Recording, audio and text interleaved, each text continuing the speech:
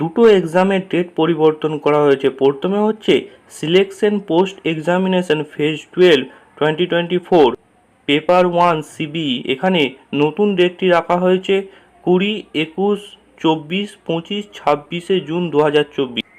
এবং দ্বিতীয় যে এক্সামটি রাখা হয়েছে সেটা হচ্ছে combined higher secondary level examination tier 1, এখানে নতুন ডেটটি রাখা হয়েছে 1st, 2nd, 3rd, 4th, 5th, 8th, 9th, 10th and 11th July 2024।